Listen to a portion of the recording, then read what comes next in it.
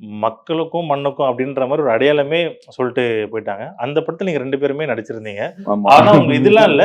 பாட்டுல வந்திருப்பீங்க. But connection கிடையாது. இவர் வந்தப்ப நான் வரல, நான் இருந்தப்ப இவர் வரல. அதான் பாட்டுல ஆனா வந்திருப்பாங்க. நீங்க ஒரே ஒரு நாள் வந்திருக்காரு தம்பி. ஆனா எனக்கு தெரியாது. ஓஹோ. அந்த பாட்டு சீக்வன்ஸ்ல நான் இல்ல, தம்பி மட்டும் தான் இருந்தான். ம், ம். அந்த பாட்டுக்கான 3 நாள் மட்டும் தான் நான் வந்தேன். மிச்சபடி நான் எதுக்கும் வந்தது இல்ல. ஏதோ ஒரு அன்ஃபர்கெட்டபிள் மூமெண்ட். ஃபர்ஸ்ட் தளபதியை நான் மீட் பண்ணதுதான். அந்த செட் ஆகட்டும், பாட்டு அது நடிச்சதாகட்டும், அதெல்லாம் தாண்டி ஆடியோ லான்ச்ல நான் அவருக்காக ஒரு பாட்டு பண்ணல. அது இன்னும் கூட எனக்கு மைண்ட்ல ஓடிட்டே இருக்கு. ஃபர்ஸ்ட் தளபதியை பார்த்து கை கொடுத்து அது ஸ்டில்லு என்கிட்ட இன்னோட இருக்கு. அதை நான் ஃப்ரேம் போட்டு வச்சிருக்கேன் வீட்டுல. அதுதான் என்னால தளபதியை கூட மறக்க முடியாத ஒரு மூமெண்ட். உங்களுக்கு எப்படின்னு இருந்துச்சு இந்த மாதிரி அவள் ஸ்டேஜ்ல உங்களை இன்ட்ரோ பண்ணும் போதே வந்து மக்களுக்கும் மண்ணுக்கும் ஒருத்தர் சொல்லிட்டே இருந்தாரு, அவருக்கு அவ்வளோ ஒரு இன்ட்ரெஸ்ட் இருக்கு அப்படின்னு. இப்போ அவர் அந்த அப்போ வந்து அவர் இல்ல சொல்லல. இப்போ அந்த இடத்துக்கு 7 வருஷம் ஆச்சு. அது சொல்லி 7-8 வருஷம் ஆச்சு.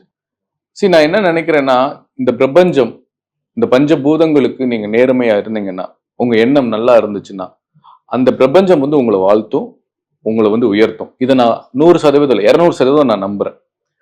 அதுக்கான பரிசு தான் விஜயன்னா என்னை பத்தி பேசுறதா நான் நினைக்கிறேன். ஏன்னா நாங்க பிகில் ஷூட்டிங் ஸ்பாட்ல ஒரு 27-28 நாள் நான் வேலை பார்த்திருக்கேன். அப்படின்னா அந்த 28 நாளுமே நாங்க ஷூட்டிங் இல்லாத நேரத்துல உட்கார்ந்துருக்கும் போது நாங்க பேசின அதிகபட்சமான கான்வர்சேஷனே வந்து அவர் என்கிட்ட பேசினது இந்த மாதிரி மக்கள் சிந்தனை பத்தி தான் பேசினார். விவசாயத்தை பத்தி நிறைய கேட்பார். நிறைய அந்த நான் ஜல்லிக்கட்டு ப்ரொட்டஸ்ட், நான் வந்து காவேரி பிரச்சனைக்காக டெல்லியில போய் போராடினேன். இதெல்லாம் அவர் ஆர்வமா கேட்டது எனக்கு அவர் மேல இருந்த ஒரு மிகப்பெரிய ஒரு காதல். இன்னைக்கும் அவரை பத்தி நான் பேசுறதுக்கு அதுதான் அடித்தளம்.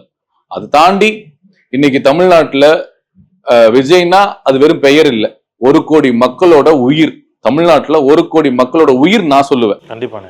ஓகே, அப்படிப்பட்ட ஒரு மனிதர் வந்து அவ்வளவு பெரிய மேடையில சவுந்தரராஜா பத்தி சொல்லணும் அவசியமே கிடையாது. அவர் சொன்னதுக்கு அப்புறம் எனக்கு என் மீது பட்ட வெளிச்சமும் பெருசு. அதனால என் பேருக்கு உயிர் கொடுத்த மாதிரி தான் நான் உணர்ந்தேன். அந்த தருணத்தை நான் மறக்கவே முடியாது. ஏன்னா எல்லாருக்கும் வாழ்க்கையில முன்னுக்கு வரணும், ஜெயிக்கணும்ன்றதா இருக்கும். அது ஒருத்தர் சொல்லி தம்பி அப்படின்னு சொல்லி கை காட்டுறது அதெல்லாம் வாய்ப்பே கிடையாது இல்லையா? அது ஒரு சொன்ன வார்த்தையில எனக்கு ஒரு வெளிச்சம் கிடைச்சது, எனக்கு ஒரு வாழ்க்கையில கான்பிடன்ஸ் கிடைச்சது. இன்னைக்கு நான் உட்கார்ந்து பேசுறேன்னா அது பல பல பல நல்ல விஷயங்கள்ல அது மிகப்பெரிய ஒரு நல்ல விஷயம். என்னால அது மறக்கவே முடியாது. அவருடைய சைலன்ஸ் ஏன்னா எவ்வளோ இப்போ பொலிட்டிக்கலா போக வேண்டாம், பட் இப்போ அவ்வளவு விஷயம் நடந்தா கூட சைலண்டா இருக்காருல்லண்ணே. அவர் பதில் சொல்றாரு, பட் அந்த சைலன்ஸ்க்கு வேண்டாம் ப்ரொமோஷன். அது நான் கேட்டேன். சரி, ஓகே டன். ஏன்னா அது தனியா போயிடும். சினிமா நம்ம தனியா பேசிக்கலாம், அரசியல் தனியா பேசிக்கலாம்.